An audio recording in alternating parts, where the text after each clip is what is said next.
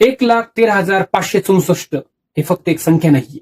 हे भारतभरात 2023 मध्ये नोंदवलेले अपहरण आणि अडवक्षण प्रकरणांपैकी एक आकडा आहे. आणि यापैकी जवळपास 80,000 प्रकरणे मुलांच्या अपहरणाशी संबंधित होती. हा रिपोर्ट दिलाय इंडिया ट्रॅकरने. मित्रहो, हे म्हणजे जर आपण दर दिवसाप्रमाणे जर काढलं तर 220 या पद्धतीचं होतंय. आणि यामध्ये काही गैरसोयीची प्रकरण सुद्धा आहेत आणि त्यात अर्ध्याहून जास्त लहान मुलांचा समावेश आहे. मित्रहो, ही फक्त कथा नाही बरं का, ही आहे वास्तवाची धोक्याची घंटा आहे. मित्रहो, एक धाडसी क्षण आजची होणारी हानी टाळू शकते. एक सतर्क पाऊल भविष्याची सुरक्षा होऊ शकते.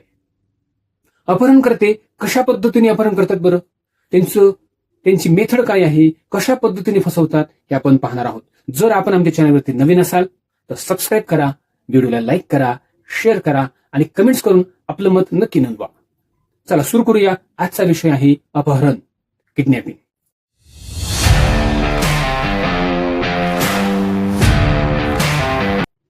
अपहरणकर्ते भावनिक सापळा रचतात. ते आधुनिक अपहरण करतात बरं का. मित्रांसारखे मदतनीस म्हणून जवळ येतात आणि काय म्हणतात, तुझ्या आईचा अपघात झाला आहे आणि आपल्याला त्यांना भेटायला जायचंय, अशी फसवणूक त्या ठिकाणी करून मुलांच्या मनावरती ताबा करतात, मुलाचं मन वळवतात आणि त्याला किडनॅप करतात. दुसरं म्हणजे सोशल मीडियाचा गैरवापर.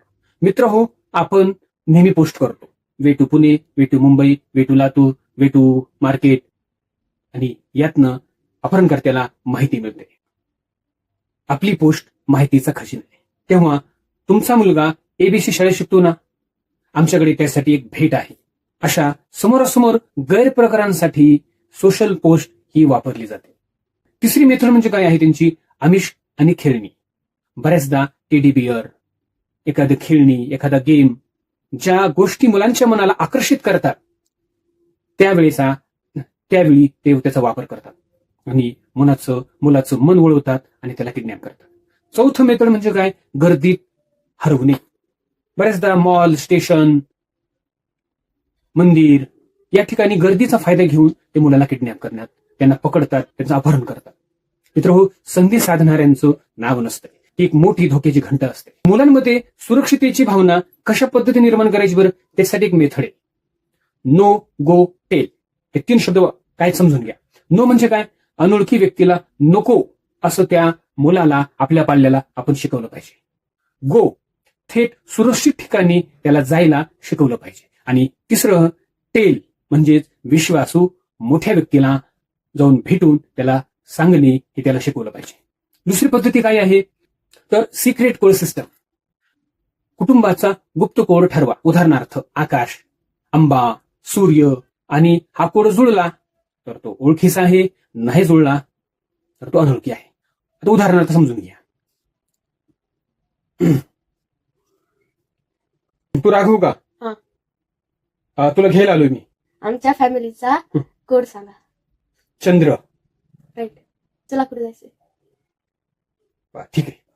अशा पद्धतीने काय करायचं आहे, कोड विचारायला सांगायचं त्याला. आमच्या चॅनलला सबस्क्राईब करा आणि लाईक करा, बेल आयकॉनवर प्रेस करा. आणि तिसरं म्हणजे काय, ओरडणे हे सुद्धा संरक्षण आहे. रडणे सुद्धा संरक्षण आहे. तो मुलगा जर रडू लागला तर आजूबाजूचे लोक विचारतात, तो गोंधळतो. तेव्हा अजून एक आहे की त्याने जोरात हाक मारली पाहिजे. काय मारली पाहिजे, मला मदत करा.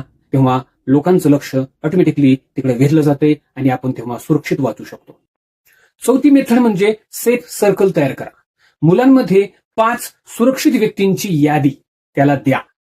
एक म्हणजे आई, दुसरी म्हणजे बाबा, तिसरे म्हणजे शिक्षक, चौथी म्हणजे पोलीस आणि 5वी शेजारी. या 5 व्यक्तींची सेफ सर्कल ती आपल्या पाल्याला माहिती असली पाहिजे.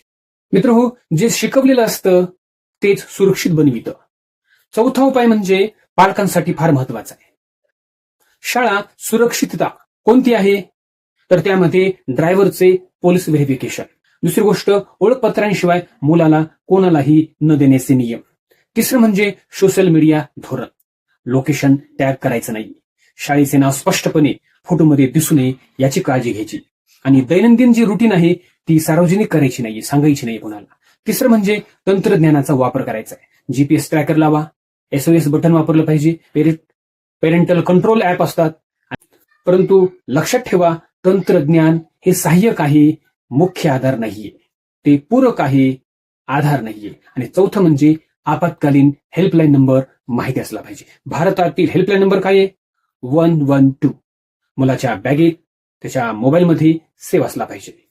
मित्रहो, तुमचे नियम, तुमची सुरक्षा. मित्रहो, देशात लहान मुलांशी संबंधित सुमारे 80,000 अपहरणांची, अफरातफरीची प्रकरणांमध्ये मुलांचा समावेश झालेला आहे. आणि हे आकडे दरवर्षी वाढत आहेत. मुंबई आणि महाराष्ट्रात 2024 ते 25 दरम्यान 23,429 मुली गायब झाल्या. यापैकी 80% सापडले सुद्धा आहेत.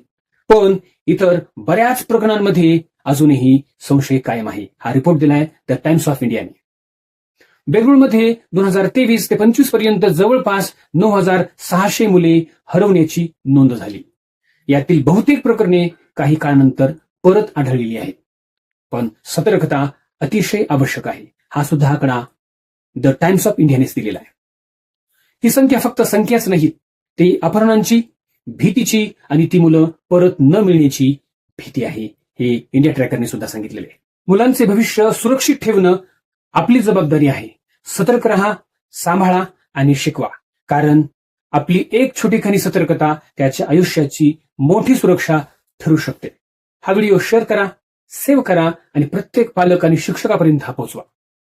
जर आपण आमच्या चॅनलवरती नवीन असाल तर सबस्क्राईब करा, व्हिडिओ लाईक करा, शेअर करा आणि कमेंट्स करून मात्र आपलं मत नक्कीच नोंदवा. पुन्हा भेटू नवीन विषय घेऊन. तोपर्यंत जय हिंद, जय महाराष्ट्र.